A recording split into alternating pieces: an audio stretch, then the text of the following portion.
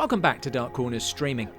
Part of the 1970s British horror boom, the Asphyx, which you can stream on Amazon Prime, is the sole directorial credit of Peter Newbrook, and is a film that strives, and to some extent succeeds, to be different.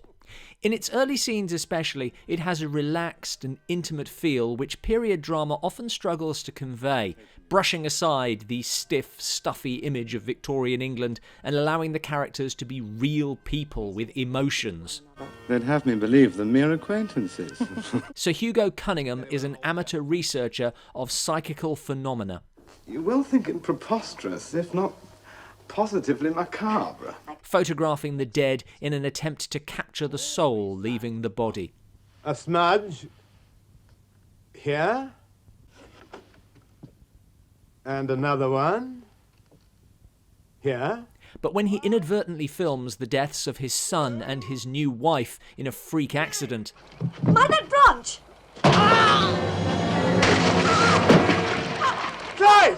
he captures something more. The film camera is an invention of his own, neatly sidestepping the anachronism, though the sudden jump to close-up is unexplained and annoying. The smudge!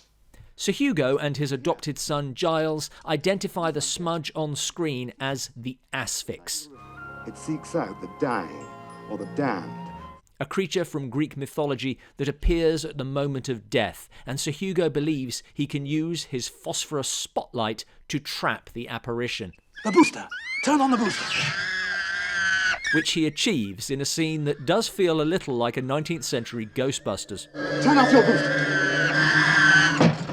Having realised what this means, the nature of Sir Hugo's goal changes. Immortality. There is much to like in the Asphyx. It is a good-looking film.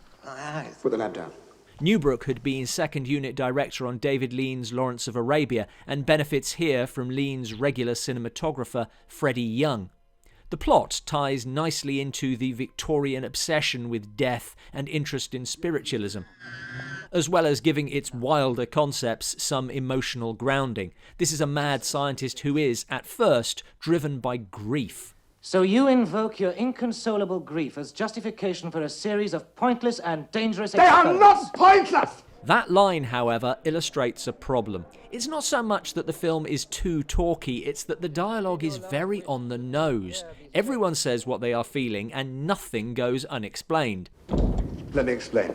But the larger problem is that it feels caught between the genuinely emotional side and more traditional horror set pieces. I do wonder if Newbrook was under pressure to introduce those elements because, as the film goes on, the tonal shifts become almost comic. That guinea pig can't die. This leads to another problem. In order to force some sort of tension into the plot, Sir Hugo and Giles end up making incredibly stupid mistakes, which you can't help shaking your head at. If the film was pure schlock, I don't think you would care, but the fact that it started seriously means that you treat it as a serious drama, and those other elements undermine it totally. Christina, my dear, you must try to understand if you can. What compels me?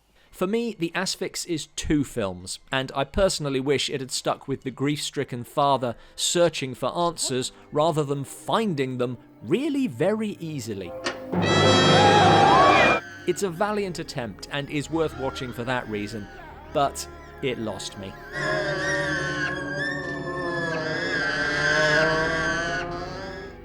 Thanks for watching. The Asphyx certainly has its admirers. What did you think of it? Let us know in the comments below.